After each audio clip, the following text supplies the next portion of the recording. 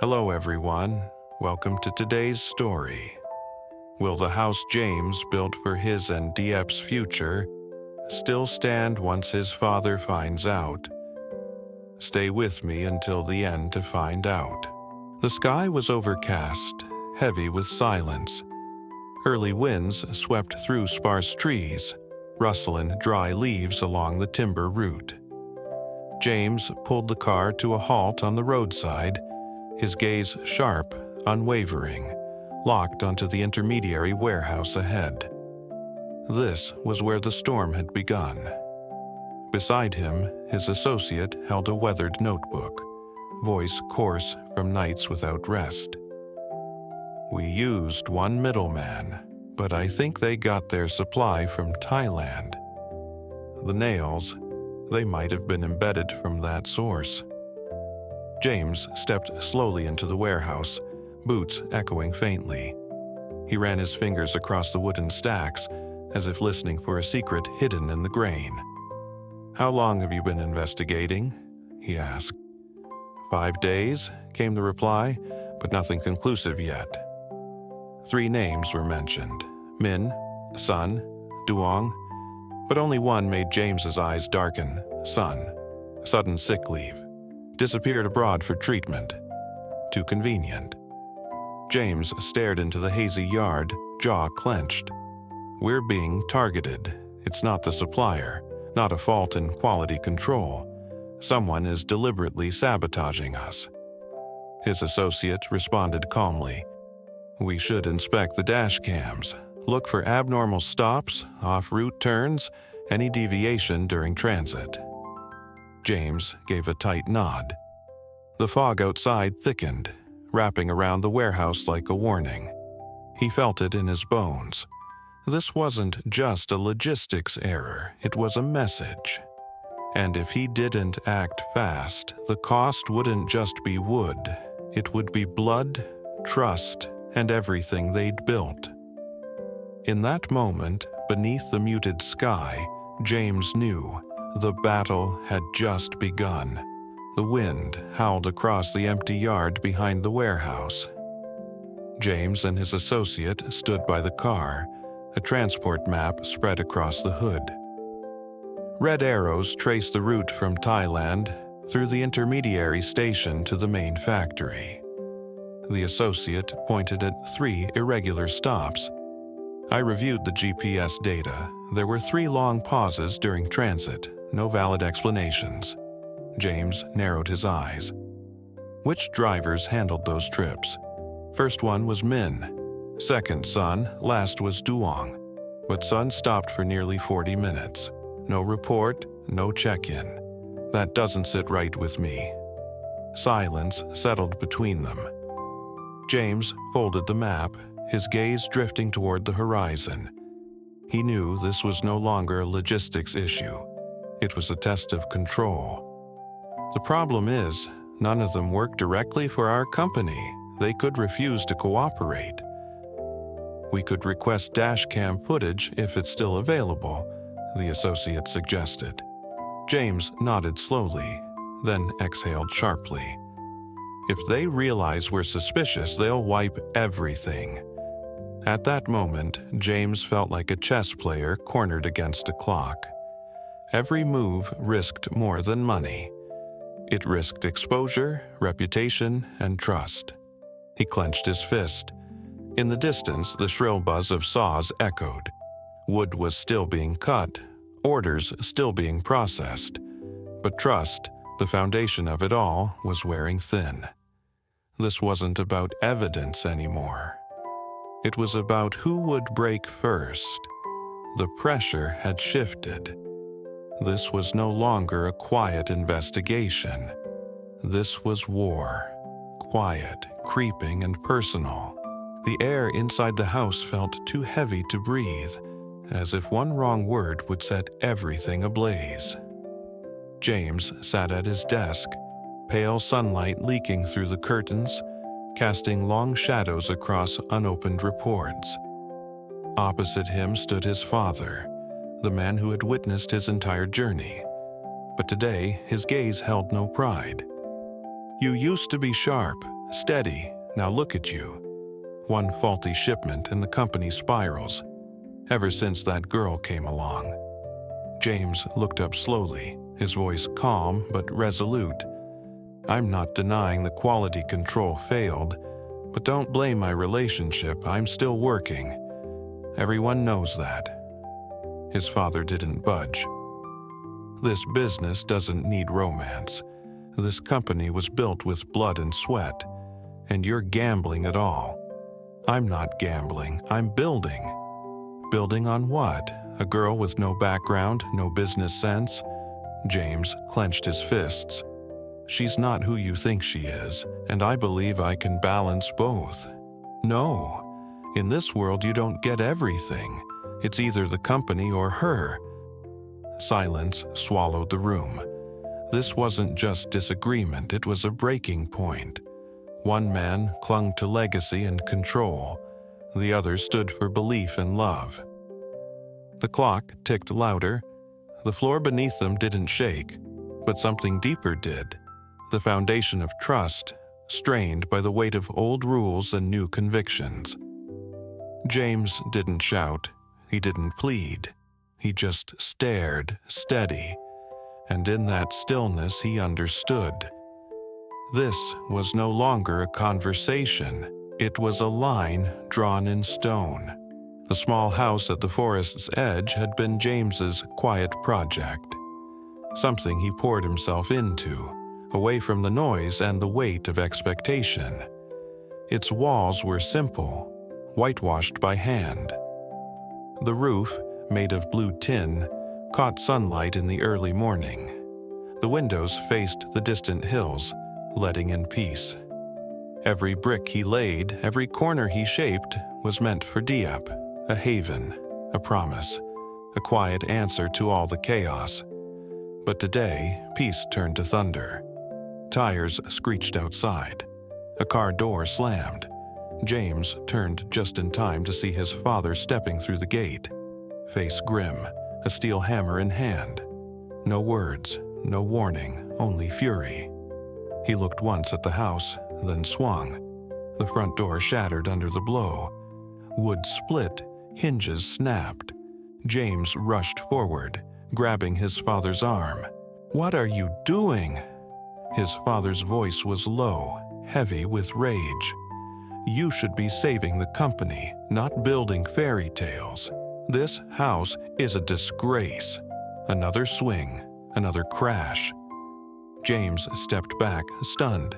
He didn't block the next strike. He didn't shout. He just stood there, eyes fixed, fists trembling, heart sinking. Each blow wasn't just breaking wood. It was crushing something inside him. Hope, trust, love. The walls he built with intention were now splinters under his father's judgment. And James, the builder, could only watch the ruin. This wasn't about timber. It wasn't about romance. It was about power. About a legacy too rigid to bend. And as the dust settled across the floor, James realized he had just lost the only place he believed love could belong. Rain poured down in sheets, blurring the road and drowning out the noise of the world. James stood on Diep's doorstep, his shirt clinging to him, water streaming from his hair to his collar. He hadn't brought an umbrella. The wind slapped against his face, but his eyes remained steady as the door creaked open. Diep appeared, surprised at first, then quickly alarmed. "James, you're soaked. Come in, hurry." He stepped inside without a word. The warmth of the room met the chill on his skin, but it did nothing to ease the storm behind his eyes. Diep handed him a towel, her voice softer. "Something's happened, hasn't it?" James nodded, slow and quiet. He set the towel aside, his voice hoarse. "I just wanted to see you, just for a moment. I forgot my umbrella on the way here." And then the rain started, just like everything else lately, sudden, messy, out of control. She watched him carefully. sensing the weight he carried. "Did your father say something?" He didn't answer right away. His eyes met hers. "If you had to choose," he said, "between love and your career, what would you choose?" Diep hesitated. Then she spoke with quiet certainty. "If I really had to choose, I'd pick my career." The room fell into silence. James gave a faint smile, not broken but aching. "I wouldn't. I'd choose you." Outside, the storm raged on. Inside, his words lingered like a soft flame in the dark. No promises, no defenses, just a truth he couldn't hide. And for a moment, in the middle of everything falling apart, he stood still. Because she was worth the rain. The room sat still, suspended between silence and the storm outside. Diep sat down beside James. Her fingers still clutched the towel, though she'd stopped drying his hair long ago. Her voice came out barely above a whisper. "I know you said those things to make me feel safe, and I'm grateful. But James, I'm scared." James looked at her, his eyes softening with concern. "I'm scared that I'm not enough for your world. I'm not like the women you could have, beautiful, accomplished, raised in business. I wasn't born to fit into boardrooms or sit beside powerful men." Her eyes lowered, shadowed. "I'm just me. And sometimes I feel like being with you only exposes how little I have to offer." A pause. Then James reached into his pocket and gently took out a leaf, dried, thin, and delicately pressed. He placed it into her palm like it meant everything. "You see this?" he said. "This leaf fits perfectly with its match, not because it's flawless, but because it isn't. One side is wider, the other narrower, and that's what makes it fit." Diep looked up, her eyes wet with more than just rain. James continued, voice low and unwavering. "If both sides were strong, rigid, symmetrical, they'd never fit. There'd be no space to bend, no room to hold. You don't need to be more. You don't need to match anyone else. I didn't fall in love with perfection. I fell in love with you." Outside, the storm carried on, but in the hush between them something settled. A peace, a truth. They weren't perfect, but together they made sense. And for the first time, Diep believed maybe she wasn't just part of his story. Maybe she was the reason he kept turning the page. The wind had quieted. Rain now fell in soft, hesitant drizzles, as if the sky too didn't want to let go. James and Diep stepped inside, saying nothing. There was no need. What mattered had already been heard without words. James picked a book from the shelf and sat in the wooden chair near the window. Diep lay curled on the cushion beside him, still holding the dry leaf he had once placed at her hand. The warm light from the lamp traced soft shadows on her face. Tired, but peaceful. He began to read, slowly, calmly, each word soaked into the room. Whether a butcher, a baker, or a king upon his throne, every soul needs to be seen and loved by someone. Diep closed her eyes, lips curled in a faint smile. She didn't need to follow the story. She only needed his voice. The one sound in the world that made her believe there was still a place for her. James paused, watching her. In his gaze was a gentleness, a promise he didn't have to speak. They didn't know what tomorrow would bring. The company was still in crisis. His father hadn't changed. But for now, all of that could wait. Beyond the walls, the storm had left its mark. On buildings, on bonds, on hearts.